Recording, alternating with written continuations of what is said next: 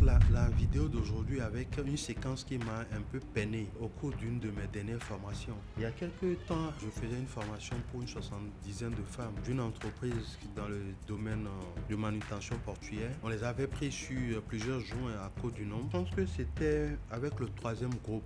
Donc au début de la formation, il était question que chacune puisse exprimer ses attentes par rapport à la formation. Il y a une dame qui a pris la parole. Quand elle a commencé par parler, j'avoue que j'ai vraiment ressenti beaucoup de peine. Parce que en dehors de ce qu'elle disait, son body language aussi disait quelque chose. Et quand je la regarde, je sentais du découragement, de la résignation en elle. Et elle disait, franchement, je ne sais pas ce qu'une nouvelle formation va m'apporter. Parce que on est dans un contexte où on a suivi des formations, mais je n'évolue pas, je n'avance pas. C'est le même poste que j'occupe depuis des lustres. Alors quand on m'envoie en formation, que je dois suivre une formation supplémentaire, je me demande à quoi est-ce que ça va me servir. Parce que même les fois où légitimement on a droit à une promotion, la promotion, on ne sait pas pour quelle raison ou par quelle alchimie, elle finit par nous échapper. Qui plus est, on est dans un monde masculin où on vous voit comme femme et la bataille est vraiment dure, vraiment rude. Vous savez faire les mêmes choses que les hommes, parfois même plus, mais vous n'êtes pas payé à votre juste valeur. Au contraire, quand vous avez droit même à une promotion, elle ne vient pas et vous touchez un plafond de verre. Donc franchement, beaucoup de ces formations, je ne sais pas à quoi est-ce que ça va me servir, puisque de toutes les façons, il n'y a pas moyen. On disait qu'il n'y a pas moyen. Et j'avoue que j'ai vraiment senti de la peine quand je l'écoutais. Et il n'y a rien de plus limitant pour un être humain lorsqu'il a le sentiment qu'il n'y a plus d'issue ou qu'il n'y a plus moyen. Et que malgré les efforts qu'il fournit, malgré l'envie qu'il a de pouvoir aller de l'avant, qu'il n'y a pas d'issue. Et le désespoir devient le quotidien dans ces cas de figure. Et ça peut vraiment tuer l'être humain. Le fait d'avoir le sentiment qu'il n'y a plus d'issue. Je ne sais pas si c'est votre cas, vous qui regardez cette vidéo. Si c'est le cas, je vous convie à pouvoir rester jusqu'à la fin pour voir un peu 2-3 choses que nous allons partager ici. Certainement que ça vous sera utile. Si la porte est fermée, n'hésitez pas à passer par les fenêtres. C'est un proverbe qui nous vient du Burkina et c'est ce proverbe qui fera l'objet de la présente vidéo.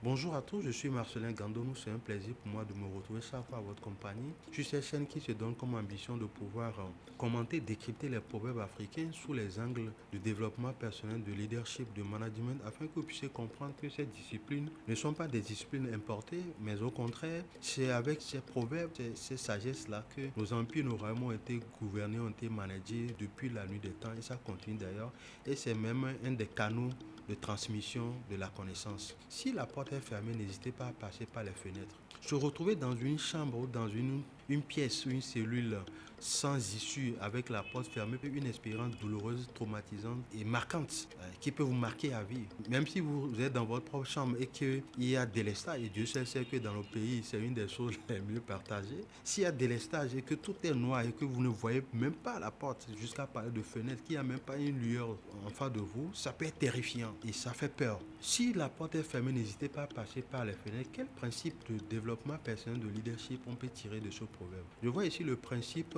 de il y a toujours une solution. Il y a toujours une solution. Et le proverbe a bien dit, n'hésitez pas à passer par les fenêtres. Quelle que soit la situation qu'on vit, il y a toujours une solution. Mais déjà, je vous dis que, en réalité, il y a effectivement toujours une solution. Mais ce qui nous fait dire qu'il n'y a pas de solution, c'est que chaque solution demande un prix à payer. Et très souvent, nous ne sommes pas prêts à payer le prix de la solution à laquelle nous avons pensé. Et craignant ce prix-là, nous préférons nous résigner et dire qu'il n'y a pas de solution. Mais au fond de nous, nous savons qu'il y a une solution.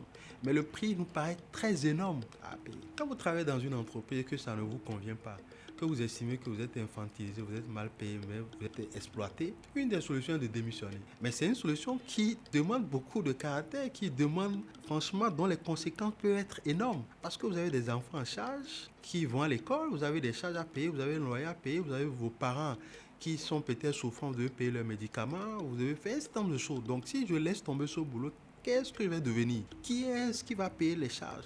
Qui est-ce qui va subvenir aux besoins de ma famille? Voilà par exemple une solution, mais qui engendre un certain nombre de conséquences pour lesquelles nous ne sommes pas prêts. Donc pour vous dire qu'en réalité, il y a toujours une solution pour toutes les situations que nous vivons. Et j'avais partagé dans une vidéo précédente que une des démarches qu'il faut avoir lorsqu'on a le sentiment d'être coincé, c'est de développer un écosystème compétentiel autour de soi. C'est-à-dire que quand vous êtes assistant de direction, quand vous êtes chef service, quand vous êtes directeur de machin truc, mais que vous estimez que votre salut ne passe que ou ne passera que par le poste que vous occupez, effectivement, si vous touchez un plafond de verre, vous aurez le sentiment que vous n'avez plus d'issue, qu'il n'y a plus d'autres solutions pour vous. Et c'est en cela que vous commencez par décliner. Donc, une des choses qu'il faut déjà commencer par faire, c'est de développer un écosystème compétentiel autour de soi. Certes, vous occupez un poste actuellement, vous êtes dans une fonction actuellement, mais il y a plusieurs autres talents qui sont en vous, qui sont en état de latence, que vous devez activer. Si vous activez ces talents-là, ces potentiels, vous allez voir que l'horizon qui s'est assombri en face de vous parce que vous pensez ne plus avoir de solution,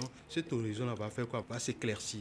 2. Ne soyez pas limité à un espace géographique. Je connais des gens qui travaillent certes dans une ville donnée, mais le week-end, ils sont dans une autre ville. Il y a des gens qui sont dans un quartier donné, mais leur temps libre, leur week-end, leur congé, ils sont ailleurs. Ils ont d'autres talents qu'ils exploitent quand ils ne sont pas dans leur fonction ordinaire. Et ça leur permet de pouvoir activer d'autres opportunités autour d'eux. Mais ce qui est extraordinaire, c'est que quand vous développez un certain nombre de compétences dans votre écosystème, vous allez faire quoi? Vous allez vous rendre compte que non seulement vous avez d'autres opportunités, mais les gens sans chance là vont de plus en plus vous solliciter pour un certain nombre d'opportunités de business, d'affaires. Imaginez que en tant que travailleur, vous êtes chargé de communication dans une entreprise, que depuis 5 ans, 10 ans, vous occupez le même poste. Et qu'en dehors de ça, vous allez vous inscrire par exemple à un Toastmaster pour apprendre à parler en public. Pour apprendre à parler la parole en public et que peu de temps après vous devenez un impresario à forte valeur ajoutée. Je peux vous assurer que vos week-ends, vous n'aurez pas un seul moment pour vous. Parce que plus vous avez de la valeur, plus vous développez ces compétences et plus les gens ont écho de ce que vous faites comme impresario, vous allez être de plus en plus sollicité à tel point que vous ne vous sentirez plus oppressé dans votre travail. Et votre épanouissement va être énorme parce que vous arrivez à exploiter le reste des talents qui sont en vous. Donc il n'y a que ceux qui pensent qu'ils ne peuvent réussir, que leur salut, leur succès ne peut venir que d'un seul endroit, qui effectivement ont le sentiment qu'ils ne peuvent plus évoluer, qui ont saisi par le désespoir. Il y a toujours une solution aux situations que vous vivez. Alors il est important ici de parfois, même quand vous avez le sentiment que vous êtes bloqué, que vous continuez quand même pas à vous ajouter de la valeur. Parce qu'il y a des gens qui disent « Oh, ça fait 4 ans, ça fait 5 ans, ça fait 10 ans que la promotion ne vient pas. Et depuis moi, je ne fais que bosser comme un dieu. Et bien, puisque la promotion ne vient pas, je ne vois pas pourquoi est-ce que je devais être en train de me tuer à la tâche comme ça. » Mais j'ai une question pour vous. Vous attendez une promotion et vous faites bien votre job. Vous dépassez les limites, vous travaillez à 200%. La promotion tarde à venir. Dites-moi, est-ce que c'est quand vous allez arrêter de bien faire que la promotion arrivera? Maintenant, si vous arrêtez de bien faire et que la promotion finit par arriver, est-ce que vous serez prêt à pouvoir saisir cette promotion-là? La promotion viendra, mais vous aurez désappris. Vous aurez perdu vos réflexes. Vous aurez perdu vos compétences. À telle enseigne que le jour où la promotion arrive, vous n'êtes pas prêt pour le saisir. Et vous donnerez encore raison à ceux qui pensaient que vous ne méritiez pas cette opportunité. Vous dites, ben voilà, aujourd'hui on lui donne la promotion, mais il n'est pas à même de pouvoir la saisir. Il n'est même pas à même de pouvoir tenir la fonction. Mais pourquoi est-ce qu'il nous fatiguait depuis pour dire qu'il a droit à une promotion? Donc ça veut dire quoi? Que vous pouvez mériter quelque chose. Vous pouvez être en train de travailler pour la chose. Le jour où vous arrêtez de faire ça, on ne sait pas comment ça se fait, mais c'est ce jour-là que l'opportunité se produit. Et vous n'êtes pas prêt, vous n'êtes pas disponible, vous n'êtes pas disposé à saisir cette opportunité. Pour les chrétiens qui nous écoutent, qui nous regardent, vous connaissez certainement la parabole des 10 vierges de la Bible. Il y a 10 vierges qui attendaient l'époux. Et sauf qu'en milieu de nuit, il y a 5 vierges qui ont été qualifiées de folles, qui se sont rendues compte qu'elles n'avaient pas suffisamment d'huile dans leur lampe. Et elles sont sorties pour aller chercher de l'huile. Et dès qu'elles sont sorties, le pot est arrivé. Il n'y a que 5 qui ont accueilli le pot et les 5 autres n'ont pas pu accueillir le pot. Pourquoi? Parce qu'elles n'étaient pas disponibles quand le pot est arrivé. Donc quand vous travaillez, que vous pensez que vous méritez quelque chose, non seulement vous devez être disponible quand ça va se manifester, mais vous êtes également disposé en termes de compétences et d'expertise pour que quand ça se manifestera, vous puissiez saisir ça et pouvoir exercer et produire du résultat. Ceux qui ne sont pas disposés quand une opportunité arrive, mais qui sont disponibles, quand on leur donne ça, ils n'arrivent pas à assumer et on leur reprend. Et c'est ce que la parabole des talents également dit.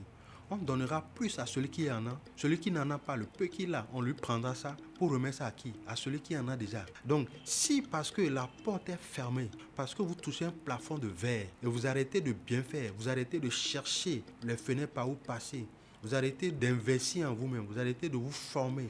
Vous arrêtez de vous faire coacher. Vous arrêtez de lire. Vous arrêtez d'apprendre parce que vous êtes désespéré en vous disant que même si vous faites tout ça, ça ne servira à rien.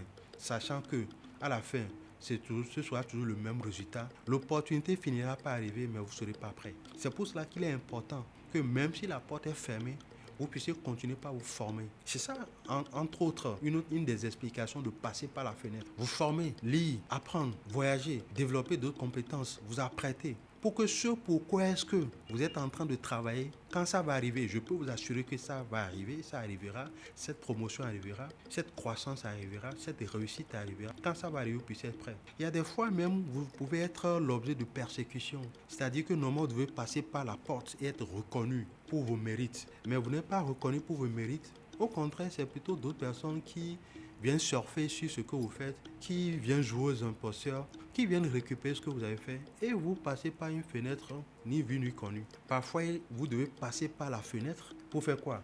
Pour revenir par la grande. Il y a des fois où vous êtes persécuté, vous êtes infantilisé, vous êtes brimé, parfois même licencié abusivement. Mais puisque vous avez passé du temps à bien faire, à faire bien votre job, à vous former, à développer de la compétence, à développer de l'expertise, les mêmes personnes qui vous ont renvoyé vous font appel. Les mêmes personnes qui vous ont persécuté se rendent compte que vous êtes l'homme ou la femme de la situation et vous revenez comment? Vous revenez par la grande porte. C'est ce qui est arrivé par exemple avec Steve Jobs, qui a créé son entreprise, qui a été renvoyé par le conseil d'administration. Mais quand l'entreprise s'est retrouvée en difficulté, ils ont fait quoi? Ils ont dû repartir le chercher parce qu'il n'y a que lui qui pouvait relever l'entreprise puisque c'est lui qui possédait la vision. N'oubliez pas, la photocopie ne peut jamais être légale de l'original. Même si vous êtes persécuté aujourd'hui, continuez pas à vous former, continuez pas à vous ajouter de la valeur, continuez pas à développer un ensemble de compétences autour de vous. Même si vous avez l'impression de toucher un plafond de verre, développez des potentialités qui ne sont même pas dans la fonction que vous occupez, qui ne sont même pas partie intégrante du métier que vous exercez. Mais développez de la compétence transversale et parfois ça peut vous sauver. Même si vous avez rejeté, ces compétences-là peuvent vous faire revenir par la grande porte. Et tous ceux qui vous ont rejeté vont devoir baisser la tête en face de vous. Mais si vous décidez qu'il y a plus d'issue, c'est vous qui décidez. Personne ne peut fermer les vannes des bénédictions, des opportunités à part vous-même. Ce n'est que vous, quand vous dites qu'il n'y a plus d'issue, il n'y a plus moyen, il n'y a pas moyen, il ne peut plus faire quelque chose. C'est quand vous dites ça, là, les portes sont fermées. Rien ne peut résister à la volonté de l'humain. Et moi, par expérience, j'ai vu des gens, des femmes, briser des barrières qui semblaient insupportables rien qu'à la force de leur volonté. Parce qu'elles se sont dit ça là. Cet objectif-là, je vais atteindre ça. Et rien ne peut m'empêcher ça. Cette volonté-là de briser des barrières. Même des ennemis sont obligés de déserter quand il y a une forte volonté en vous. Et quand vous êtes prêt à payer le prix aussi de votre volonté. Parce que chaque volonté, chaque objectif demande un prix à payer. Si la porte est fermée, n'hésitez pas à passer par les fenêtres. N'oubliez pas, votre salut ne va pas forcément venir de là où vous êtes. Votre succès ne va pas forcément venir du poste où vous êtes.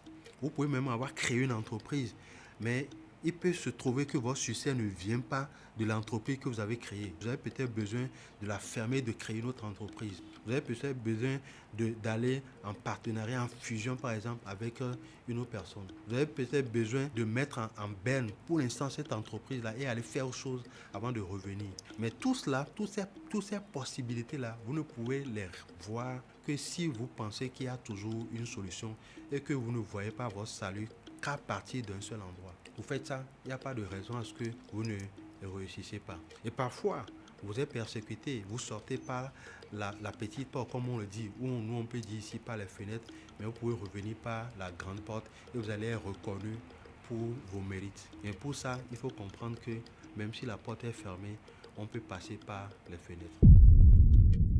Qui a dit qu'on ne peut pas parler de leadership, de développement personnel à travers les proverbes africains? Dites-leur de venir regarder par ici. Nous prenons beaucoup de plaisir à parler des proverbes africains et en extraire tout ce qu'il y a comme principe de leadership, de management, de développement personnel. Si c'est votre première fois sur cette chaîne, n'hésitez pas à vous abonner. Et surtout, vous avez une compréhension différente de ce que nous venons de dire par rapport à ce proverbe. N'hésitez pas aussi à mettre ça en commentaire. Et si vous voulez que nous puissions vous aider à comprendre un proverbe qui vous pose quelques difficultés, mettez ça également en commentaire. On va procéder à un tirage au sort. Et très prochainement, ça fera certainement l'objet d'une autre vidéo.